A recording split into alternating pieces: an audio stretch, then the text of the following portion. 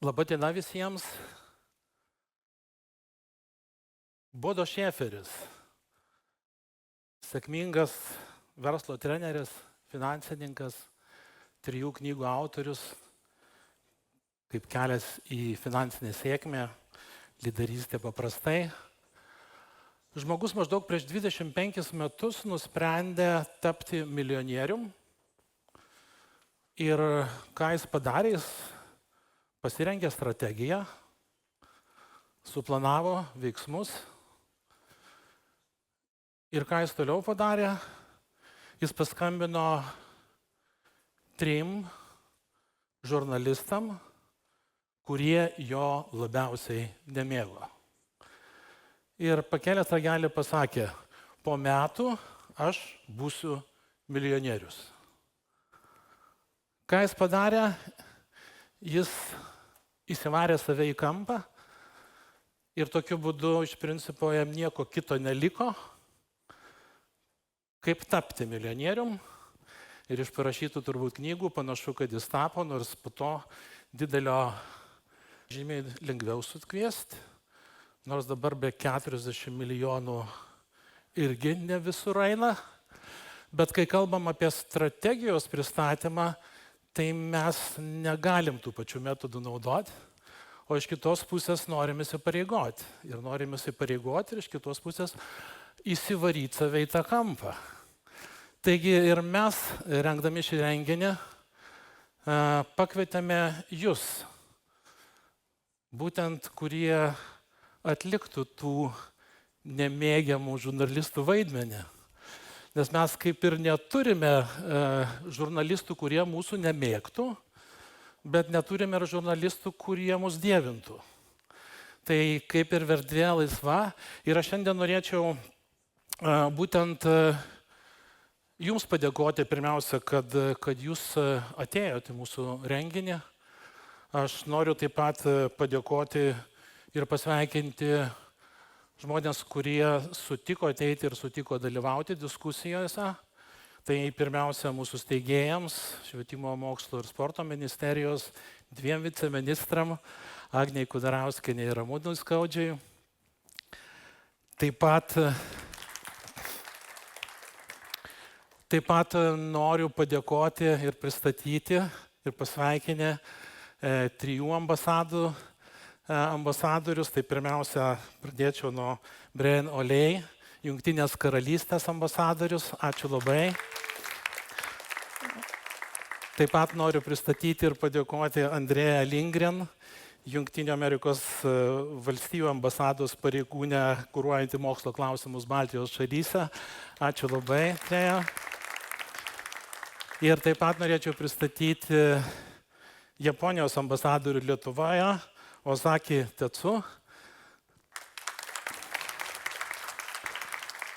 Taip pat čia norėčiau padėkoti ir Dariui Lasionui Limpra, prezidentui. Aš manau, kad būtent ateitis ir mums priklauso.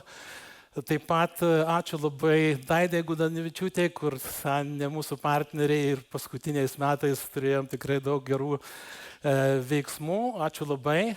Taip pat Danas Arlauskas, Darbdavių konfederacijos prezidentas, kuris mūsų, sakykime, pagrindinis žurnalistas, tai ką švietimas daro, ar tai, ką ruošiam iš tikrųjų, yra svarbu ir ar tai einam tuo keliu. Taigi,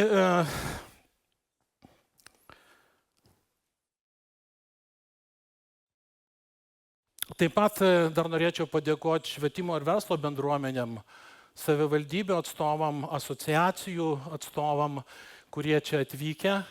Ir pasakysiu turbūt atvirai, kad būtent jūsų nuomonė mums yra svarbiausia, jūsų vertinimas mums yra tikrai svarbus. Ir dėl to šią dieną tikrai būtent kvietėme jūs ir tikrai kviečiame būti aktyviais. O dabar aš norėčiau turbūt pristatyti pačią strategiją, gal nepavadinčiau jos strategiją pristatymo, nes kai pilną norėsit paskaityti, bus jau sekančią savaitę mūsų internetiniam puslapį. Ji nėra trumpa, bet tikrai nevarginsiu jūsų visais. Kai mes kuriam strategiją, mes daug ginčinomės, daug diskutavom, bet ką sutarėm, kad negalima pasiekti to, ko negali pamatuoti. Ir dėl to ta strategija nebuvo lengva, nes ją teko pririšti prie skaičių, prie to milijono, nes jis aiškesnis, paprastesnis, bet surasti kartais skaičius iš tikrųjų buvo gan sudėtinga. Kaip ir gan sudėtinga buvo susitarti dėl silpnybių, stiprybių, nes ta organizacija yra ir atsinaujinus ir turim, sakykime, dviejų požiūrių kartais, bet manyčiau, kad tai irgi vieniems kitiems, viena iš kitų leido mums patobulėti ir mes šiandieną turim tai, ką aš ruošiuosiu ir toliau pristatyti. Taigi, mes išsikeliame savo 5 tikslus, būtent mes turim daugiau krypčių, bet 5 tikslus ir, sakykime, pirmas tikslas tai yra didinti mokinių galimybės atskleisti savo gebėjimus, dalyvauti įvairiose NVŠ veiklose ir čia paminėčiau pirmiausia neformalų švietimą, sveiką gyvenseną ir olimpiadas, kurias mes rengiam. Ir kaip minėjau apie skaičius, nes negali pasiekti, ko neturi, tai kalbant apie neformalų švietimą, jis nuo 12 metų mes turim krepšelę, mes turim tam tikrus dalykus, kurie jau padeda, įsitraukimą pakankamai didelį, bet vis dėlto praėjus netgi šitiek metų mes turim konstatuoti, kad neformalus švietimas dėja dar kompetencijų neugdo taip, kaip turėtų ugdyti. Ir čia turbūt vienas iš tokių dalykų, kad mes įsipareigojam, kad 70% moksleivių bent jau būtų patobulinę savo kompetencijas. Taip pat sveika gyvensena, mes padarėm tą žingsnį, kada su Švietimo ir mokslo ministerija kartu su Altoku pabandėme atskirti profesionalų ir sakykime, sportą, kuris yra su sveikata sužėmęs. Manau, kad tai pavyks iki galo.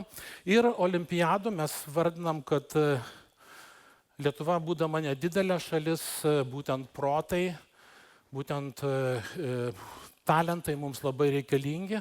Ir šiuo metu mūsų tikslas yra būtent padidinti savivaldybių lygmenį įsitraukimą tiek mokytojų, tiek mokinių į olimpiadų veiksmą. DOFE programa ir dar kartą norėčiau padėkoti Didžiosios Britanijos, būtent ambasadai pirmiausia, nes dėka jos būtent šita programa yra pas mus. Tai programa aš daug metų dirbantis neformaliame švietime, galiu drąsiai sakyti, kad tai yra numeris 1 pasaulyje, kuri turi savo sistemą, kuri turi tikrai 130 šalių tikrai puikiai sukurtą sistemą, kokybės sistemą, iš kurios mes tikrai galime mokytis ir tobulėti. Taip pat tikrai dar kartą ačiū ambasadui už tą pastovę pagalbą, pastovų rūpestį ir iš kitos pusės kokybės kontrolę, kuri yra.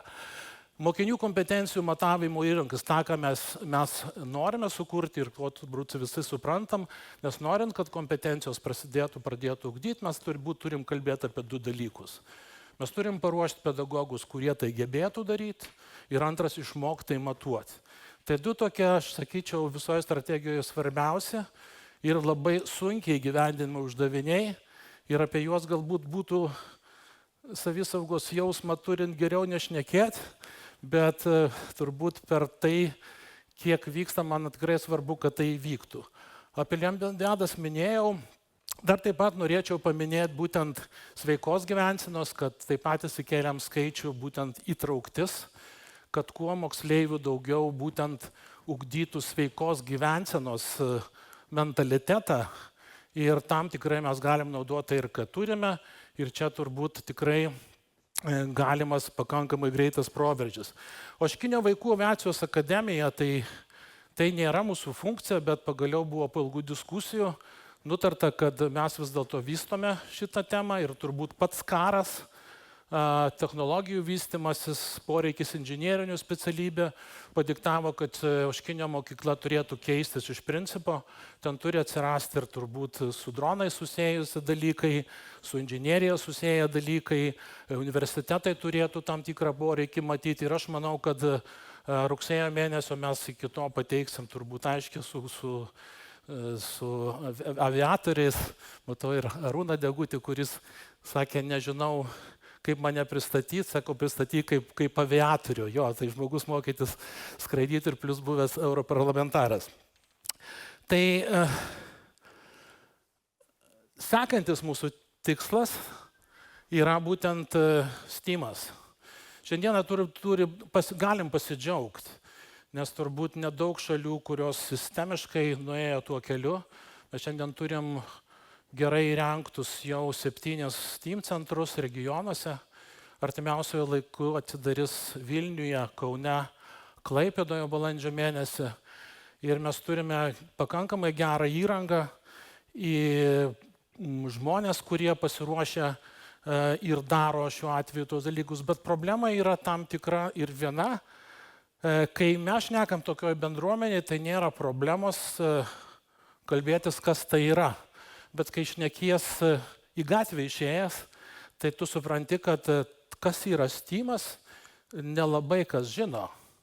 O tai reiškia, kad mes iš tikrųjų savo turbūt ir keliamės tokius tikslus, kad 10% mokinių įsitraukusių STEAM ugdymo veiklą. Šiai dienai mes turime 5,3 įsitraukusių, tai reiškia, kad jau aktyviai dalyvauja ir mato prasme, nes kai klausia mane apie STEAM-ą, kas tai yra, aš visada parodau iPhone ir sakau, kad norint jį sukurti, reikia matematikos, reikia inžinierijos, reikia dizaino, reikia technologijų supratimo ir nenusisamdysi šiais laikais visų, nes susipyks ir nieko nesigaus iš to, reiškia, turi turėti. Tai STEAM-as yra iš tikrųjų gebėjimas matyti daugiau ir daryti daugiau su tom žiniom, kurias turim. Tai paminėsiu turbūt iš tikslų finansinio modelio tvarumas, kodėl. Čia kartu su STEAM centrais, su Švietimo ir mokslo ministerija, būtent 26 metais baigėsi finansavimas ir bet kokios turbūt ES pinigų tikslas yra, kad sukurti tam tikrą veiklą, kuri būtų po to tvari. Tai reiškia, mums reikės pagalvoti apie finansavimo aišku modelį, užimtumo modelį, kaip jis turėtų veikti ir tą turėtumėt padaryti.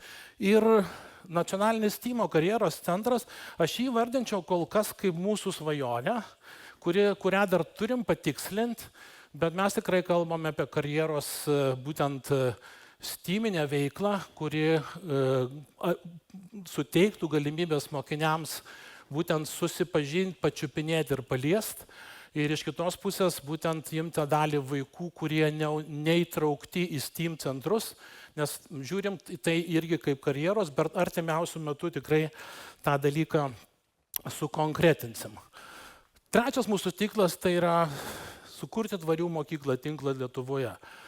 Čia, žinot, toks ne visai biurokratinis dalykas, nes ar mes turim kitą šansą, nes yra požymių, kad jeigu dar nieko nedarysim, tai gali mus ir vandeniu geriausiu atveju užliet.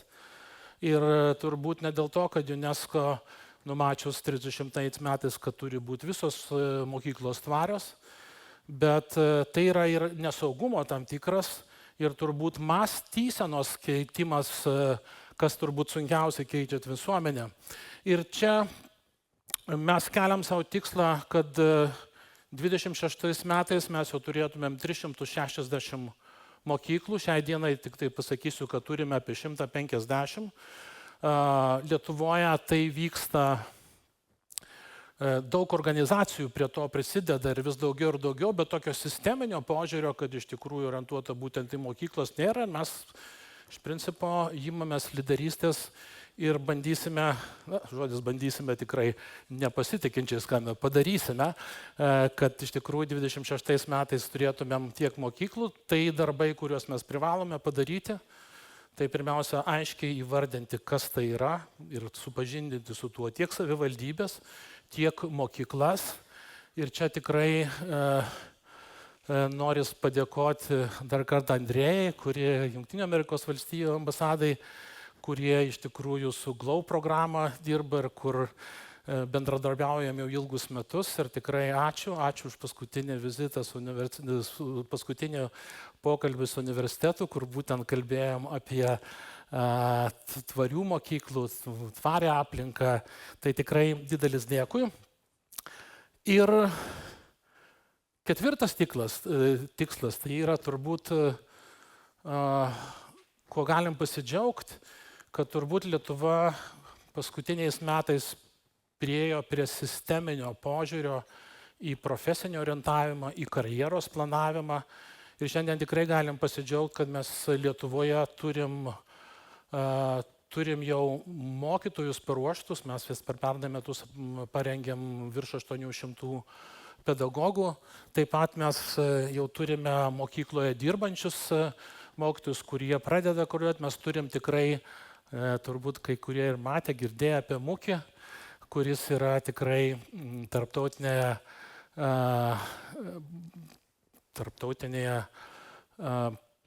vertinime užėmęs prizinę vietą kaip tinklas. Ir šiandieną sekantis tikslai, kuriuos mes sau keliam, kad būtent 100% karjeros specialistų atitiktų kvalifikaciją, kuri reikalinga tam darbui. Mes šiandien turim žengę pirmą žingsnį, juos apmokę, atrinkę, bet tam, kad jų kvalifikacija keltų, reikia dar iš tikrųjų pakankamai padirbėti. 30% mokinių naudojasi MUKis. Čia kas dar nematė, tai tikrai rekomenduočiau, nes tai portalas yra tėvam, vaikam, mokytojam, su galimybė prasitestuoti, pasižiūrėti savo turbūt intelekto galimybės, kitus dalykus ir mano supratimu tai tikrai labai gera perspektyva.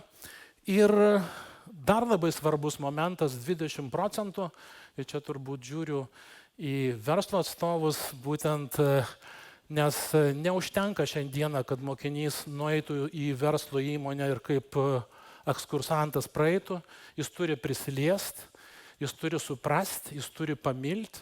Ir mūsų renginiai, kai kurie, sakykime, kurias mes vedam šokį tėvų klumpės, kurie leidžia naudojant tėvus būtent susipažinti, nes to būtent reikia.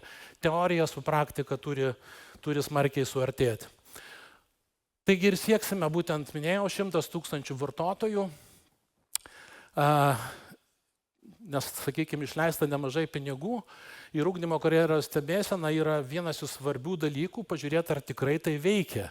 Ir dėl to bus sugretintos sistemos ir MUKis būtent galės irgi testuoti, ar tai yra tvarkoj. Ir kaip matot, skaičiai pakankamai dideli, 55 000, būtent profesinio neįklinėse iniciatyvose, kad priartinti iš tikrųjų galimybės vaikui arčiau verslo. Ir mūsų 5. tikslas, nes sako, pirmas dalykas, kai mokai kitus pats ko nors nedarydamas, tai pasitikėjimo nekelia. Kita sparnuota frazė sako, kad